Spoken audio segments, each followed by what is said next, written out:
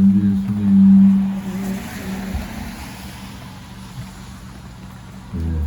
비가 왔었던 날씨가 우중충하지만 우리는 예수님과 함께 이 우중충함을 떨쳐버리면 좋겠습니다.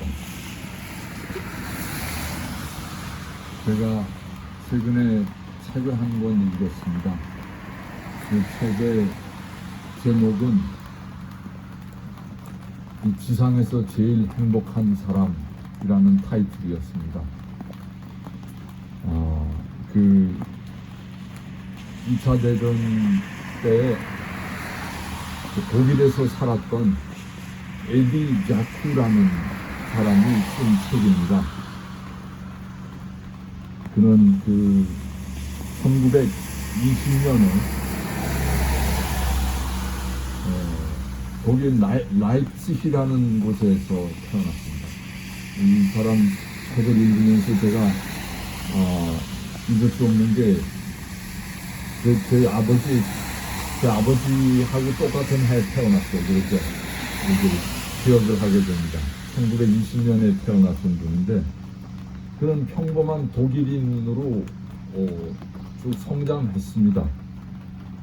아버지의 권유로 고등학교 과정에서 5년 동안 그 인문 과정이 아니라 엔지니어 과정을 이렇게 공부했습니다. 나치 정권이 들어서면서 그런데 그는 그 독일 국민으로서의 자격을 박탈당하면서 유대인이라는 새로운 신분으로 살게 되었습니다. 그 고등학교를 졸업한 후에 이 사람은 자신의 그 유대인 신분을 사실 이렇게 감추고 숨기고 그 부모님 댁에서 좀 떨어진 다른 도시에 가서 다른 이름으로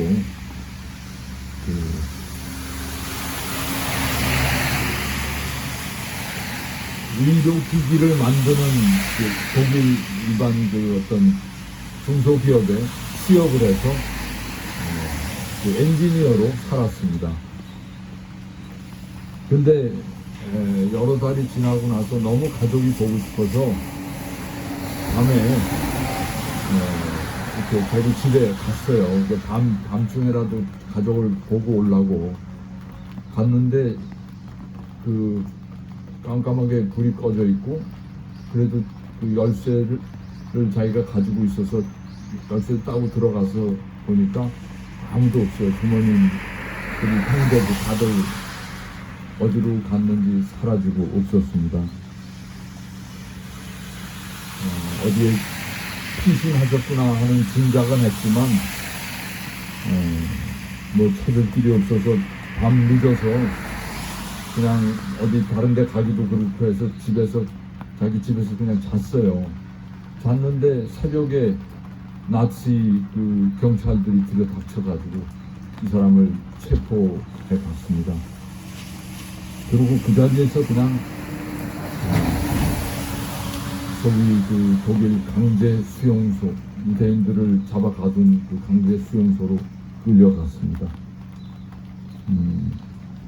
그 2차 세계대전이 시작되고 나서 유대인에 대한 그 나치의 박해와 압박은 갈수록 심해지고 집요해지고 잔인해졌습니다. 그 가족들도 결국은 다른 데 피신했었지만 다 붙잡혀가서 강제 수용소에 끌려가서 강제 수용소에서 잠깐 만났지만 다시 헤어질 수밖에 없었고 부모님은 그 가스실에 보내져서 세상을 떠나셨습니다. 나치는 유대인들 중에 나이 많은 사람, 장애인들은 다 즉시 직결 처분해서 가스실에 보냈고 젊고 노동할 수 있는 체력이 있는 젊은이들만 살려두었습니다. 수용소 안에서 계속 여러 가지 일을 하게 했습니다. 살려는 두었지만 그 나치는 이 사람들 그 수용소에 붙잡혀 있는 그 수인들에게 이유 없이 정말 다양한 폭력을 행사하고 괴롭히는 것을 아주 즐겨하는 것 같았습니다. 의식주 모든 것이 다 최악의 비인간적인 상황이었습니다. 인간의 최소한의 품위와 권리를 박탈당하고 이게 사람 사는 건가 하는 그런 마음을 갖도록 했습니다. 새벽부터 밤 늦게까지 일시키고 식사는 쥐꼬리만큼 겨우 연명할 수 있는 이 정도밖에 주지 않았습니다. 너무 비인간적인 처우와 배고픔 때문에 견디지 못하고 도중에 수용소를 이 사람 탈출했어요. 근데 탈출하긴 했지만 머리가 빡빡이고 또 입고 있는 옷도 죄수복, 그 줄 가 있는 죄수복. 그러니까 얼마 안 가서 그냥 그 신분이 탈로가 나서 결국 수용소로 되돌아오는 수밖에 없었습니다. 도망 다니면서 죽을 고비를 여러 번 넘겼습니다.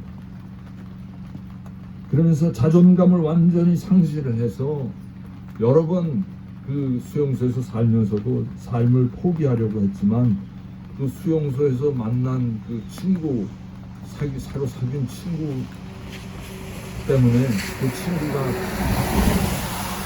그래도 살아야 된다. 그래도 우리가 살아서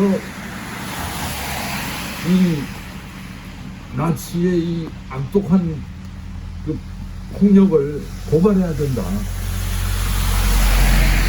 살아남자 해서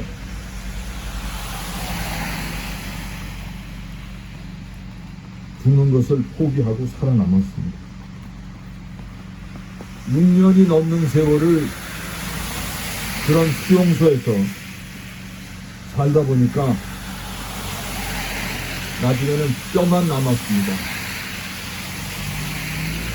나중에 전쟁이 끝나고 그 소련군에 의해서 이렇게 거기 이 사람이 있던 강제 수용소가 해방이 됐는데 그때 이 사람의 체중이 28kg였다고. 그 고통스러운 나날을 견디면서 그는 시종일관 한 가지 생각이 가슴에서 떠나지 않았다고 합니다. 그게 뭐냐면 그전에는 나치 정권이 그 정권을 잡기 전에는 그냥 평범하게 같은 독일인으로서 허물없이 친구로 지내고 어울리던 그 평범한 독일인들이 어떻게 그렇게 돌변해서 자신에게 그런 잔인무도한 폭력을 태연자약하게 저지를 수 있는지, 같은 인간으로서 어떻게 그런 짓을 할 수 있는지, 마치 짐승이나 벌레만도 못한 그런 취급을 받고 살아가니까 어떻게 그런 짓을 아무렇지도 않게 자행할 수 있는지 아무리 생각해도 알아들을 수가 없었다고 합니다.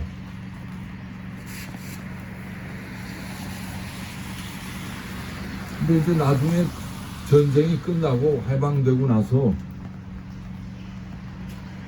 천천히 그 과거를 회상하면서 그 이유를 이렇게 짐작을 하게 됐다고 합니다. 독일은 세계 1차 대전이 끝나고 나서 전쟁에 대한 그 패전국으로서의 책임을 져야 했습니다. 그래서 승전국인 연합국에다 대고 그 패전국이 지불해야 되는 보상금이 상당한 그 액수였기 때문에 그것을 지불하려고 하다 보니까 독일 국가 경제 전체가 아주 굉장히 아주 그 최저의 상황을 맞게 되었다고 합니다. 독일 국민들은 에너지도 부족하고 먹을 식량도 부족하고 일자리도 없고 그래서 굉장히 그 힘든 엄혹한 그 가난한 생활을 강요당할 수밖에 없었다고 합니다. 그런 그 상황을 히틀러를 중심으로 한 이 나치 정권은 그런 그 독일 국민의 그 어려운 상황을 잘 포착을 해가지고 왜 우리가 이렇게까지 못 살게 되는가? 왜 우리가 이렇게 힘들게 되는가? 먹을 것도 없고 일자리도 없고 독일 경제가 왜 이렇게 쪼그라들었는가? 그 책임은 유대인들에게 있다. 유대인들이 돈을 쥐고서 자본을 쥐고서 뒤에서 자기네들 욕심을 채우기 위해서 온갖 그 음모를 꾸며서 독일이 지금 요 모양 요 꼴이 됐다 하면서 독일 국민 전체를 세뇌를 시켰다고 합니다.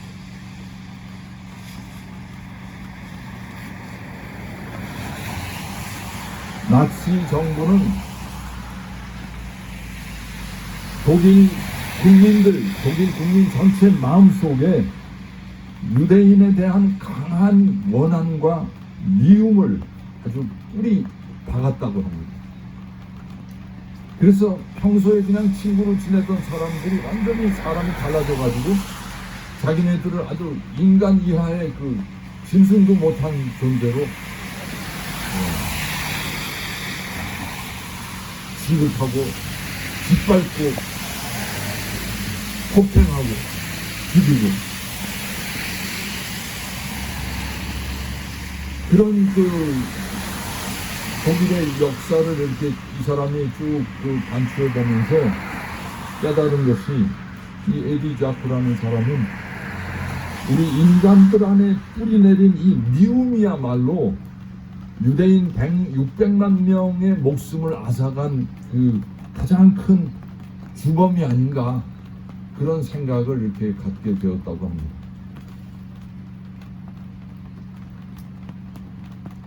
오늘 우리 첫째 독서에서 요나 이야기를 들었습니다. 요나 예언자 이야기. 요나는 니네베 큰 성읍 가로지르는 데만 사흘이 걸리는 니네베에 가서 하루만 걷고 이제 40일이 지나면 니네베는 무너진다. 그렇게 그 경고를 했을 뿐인데 니네베 사람들은 그 요나의 하루 동안의 이야기를 듣고 임금에서부터 가장 낮은 사람까지 회개의 징표를 보이기 시작했습니다. 이 요나서가 그렇게 길지 않는데 여러분들도 나중에 기회 있으시면 요나서 한번 처음부터 끝까지 잘 읽어보십시오. 요나서에서 우리가 그 주목해야 할 그 핵심은 죄악의 상징인 아시리아의 수도 니네베 사람들이 하느님을 믿고 회개한다는 겁니다.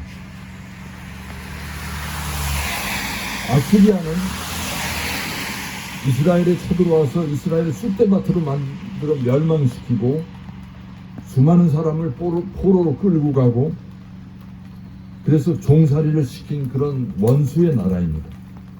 니네베는 철천지 원수요. 하느님 백성을 무참히 짓밟은 악의 세력의 두목입니다. 그런 니네베 사람들이 회개하니까 전능하신 하느님께서는 당신이 내리시던 그 재앙을 취소하시는 변심을 하시는 겁니다. 하느님 변심을 하세요. 이것은 요나로서는 도저히 받아들일 수 없는 하느님의 횡포라고 볼 수밖에 없습니다. 그것은 너무나 수용하기 힘든 모순이요 부조리였습니다. 그러나 하느님은 이 요나의 생각을 뒤집어 엎으십니다.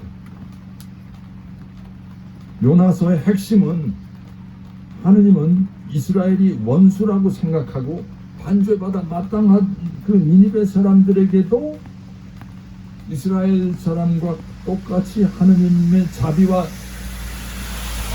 연민을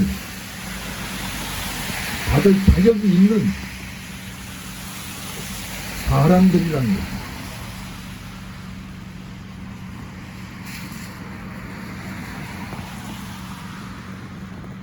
오늘 우리가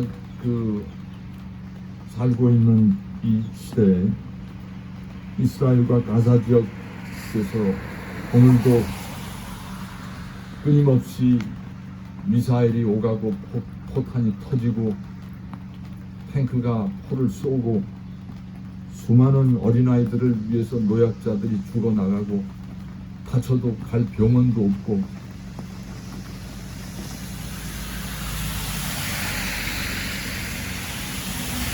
이 비극의 현장 속에도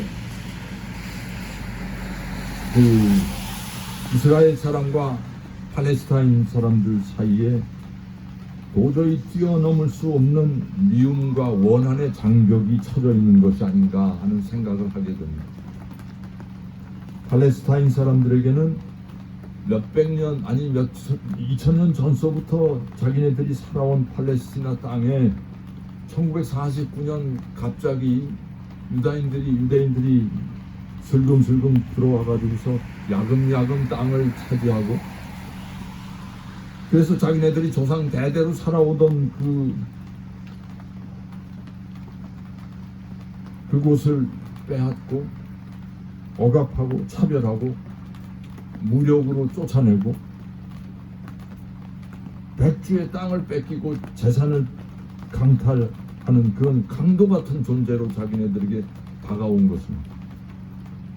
이 날강도 같은 이스라엘을 그들이 어떻게 그냥 보고 가만히 있을 수 있었겠습니까? 그 마음을 우리가 짐작할 수 있고.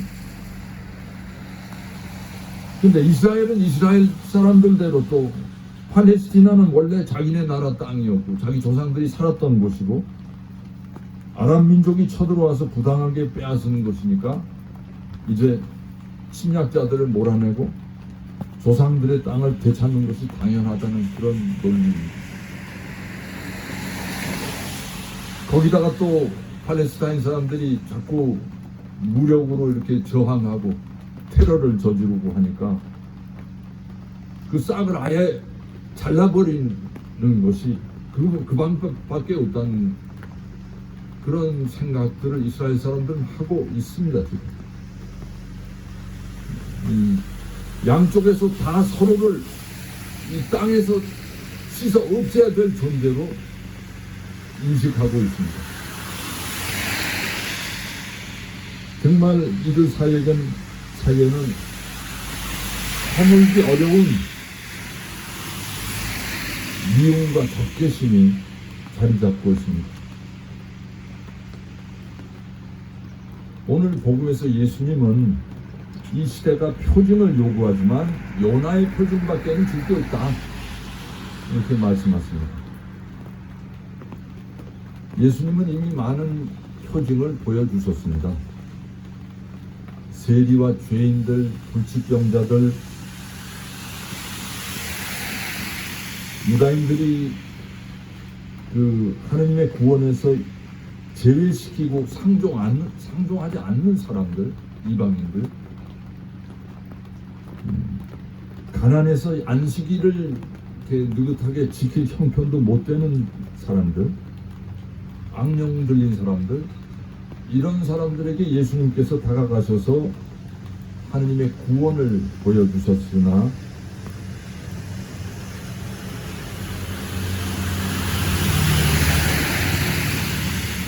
예루살렘에서 온 율사들과 바리사이들은 그것이 너무 마음에 안 들었습니다. 예수님이 하시는 그 일거수일투족이 아주 거슬렸습니다.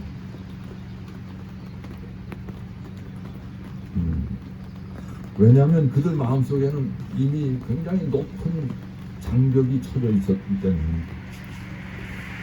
자기들처럼 율법을 공부하고 율법을 잘 지키지도 않고 무시하면서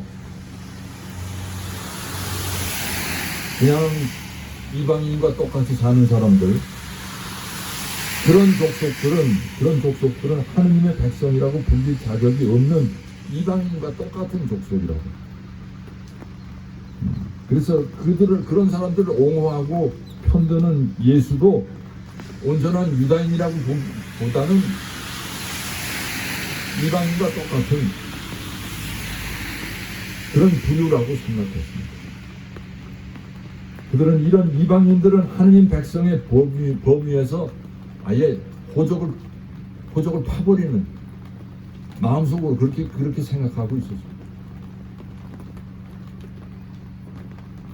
그래서 그들 안에는 이런 이방인에 대한 적대적인 반감과 미움의 높은 장벽이 쳐져 있었습니다.